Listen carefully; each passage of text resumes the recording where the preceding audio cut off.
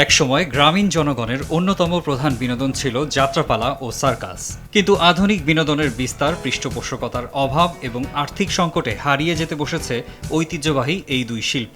শিল্পটিকে টিকিয়ে রাখতে এবং নতুন প্রজন্মের কাছে পৌঁছে দিতে 2 দিনব্যাপী মান উন্নয়ন কর্মশালার আয়োজন করেছে বাংলাদেশ শিল্পকলা একাডেমি। সংস্কৃতি বিষয়ক মন্ত্রণালয়ের পৃষ্ঠপোষকতায় এবং বাংলাদেশ শিল্পকলা একাডেমির আয়োজনে অনুষ্ঠিত কর্মশালার প্রথম দিনে অংশ নেন সার্কাস শিল্পী, দলপ্রধান এবং সংশ্লিষ্টরা। ছোটবেলায় থেকে সার্কাসের সঙ্গেই বেড়ে ওঠা, আসলে যার যেটা পেশা, যদি ওকে অন্য কোনো কাজ দেন ও করতে পারবে না, ও ছাড়া অন্য কিছু ভালোও লাগবে না। তারপরে এত কষ্টের উপরেও তারা চাচ্ছে যে সার্কাস আমরা সবসময় থাকি এবং সার্কাস প্রতিষ্ঠান যেন আরও উপরে যায়, সেই আশায় ওরাও এখানে আসছে।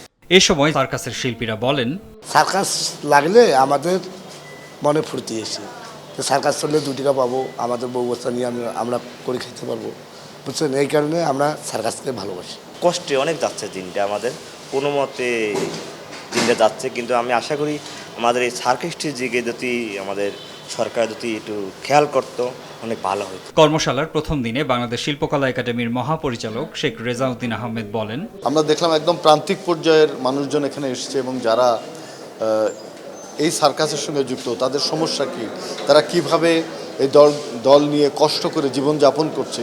এখানে যারা সার্কাসের শিল্পী, তারা একেবারে অনেক সময় না খেয়েই তাদের থাকতে হয়, তাদের জীবিকার কোনো ব্যবস্থা নেই।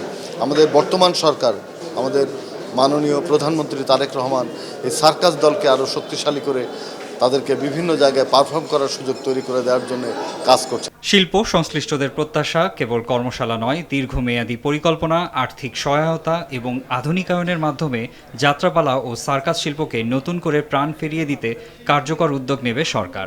আর তাতেই সংরক্ষিত হবে দেশের শতবর্ষী সাংস্কৃতিক ঐতিহ্যের গুরুত্বপূর্ণ এই 2 ধারা। মারজানি ভান, RTV।